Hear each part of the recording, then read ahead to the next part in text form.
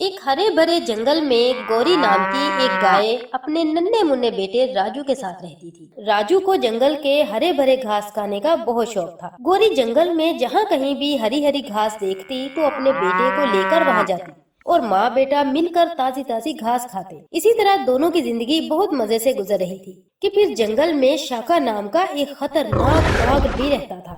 उसकी नजर कई दिनों से गौरी के बेटे राजू के ऊपर थी। वो राजू को मारकर खाना चाहता था, मगर उसे पता था कि वो गौरी के होते हुए उसका शिकार नहीं कर सकता। वो सही मौके के इंतजार में था और एक दिन शाका बाघ को मौका मिल ही गया।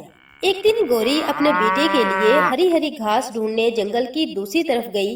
राजू अकेला एक पेड़ के नीचे मौज मस्ती करता हुआ खेल रहा था।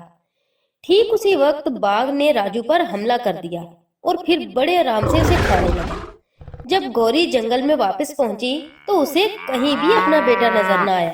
जंगल की हर जगह जाकर अपने बेटे को ढूंढने लगी। बहुत ढूंढने के बाद भी उसका बेटा उसको ना मिला। एक दिन अचानक किसी वजह से जंगल में आग लग गई। गौरी अपने बेटे को खो देने के गम में जिंदा नहीं रहना चाहती थी। वो सोच रही थी कि इस आग में जलकर मर जाऊंगी। फिर अचानक एक छोटा सा बाघ का बच्चा गौरी को अपनी माँ समझकर उसके पास आ गया।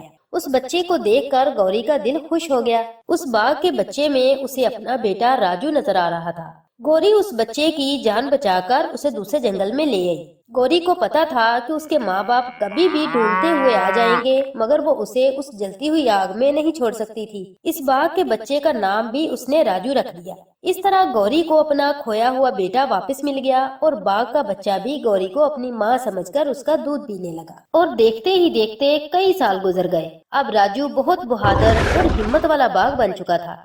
जंगल के सब छोटे बड़े जानवर राजू के बहुत अच्छे दोस्त बन चुके थे। गौरी माँ की अच्छी परवरिश की वजह से जंगल के सभी जानवर राजू से बहुत प्यार करते थे, उसको अपना रखवाला समझते थे। ये सब माँ गौरी की अच्छी परवरिश की वजह से ही था। और एक दिन उसी जंगल में वही खतरनाक बाघ आ जाता है। जंगल में इतने सारे जानवर देखकर वो सोचता है, क्यों ना मैं यहीं रह जाऊं। हर रोज एक नया शिकार करके खाऊंगा। और मौका देखते ही एक हिरण को खाने के लिए उसका पीछा करने लगता है। सभी जानवरों को पता था कि इस मुसीबत से माँ गौरी ही उन्हें निजात दिला सकती है। तब वो उसके पास आए। सब जानवरों की ऐसी हालत देखकर माँ गौरी समझ गई कि इनके साथ कुछ तो बुरा हुआ है। तुम सब लोग फिक्र मत करो, मेरा बेटा राजू तुम सब की हिफाजत करेगा। और फिर वो खूंखार बाघ भी वहाँ पहुँच गया। सभी जानवरों को माँ गौरी के पीछे छुपा देखकर बाघ बोला, अरे ये क्या, तुम्हें क्या लगता है ये गाय तुम्हें मुझसे बचा लेगी? आज से 5 साल पहले मैं इसके बच्चे को मारकर खा गया था। जो अपने बच्चे को नहीं बचा पाई वो तुम्हें क्या बचाएगी? बाघ की ये बात सुनकर माँ गौरी के दिल की धड़कन रुक गई। 5 साल से पहले गौरी का बच्चा खोया नहीं था, बल्कि ये खूंखार बाघ उसे मारकर खा गया था। अच्छा, तो वो जानवर तुम हो। मैं इसी उम्मीद में जी रही थी कि मेरा बेटा जहाँ भी होगा सही सलामत होगा, मगर तुमने मेरे बच्चे को मार डाला। भले ही मैं उस वक्त लाचार थी, मैं उसको नहीं बचा पाई, मगर आज मैं इन जानवरों की हिफाजत जरूर करूंगी। मैं तुम्हें आज एक माँ की असली ताकत दिखाऊंगी। देखती हूँ तुम आज इन जानवरों का कैसे शिकार करते हो। बस करो, आखिर कौन रोकेगा मुझे? तुम रोकोगी?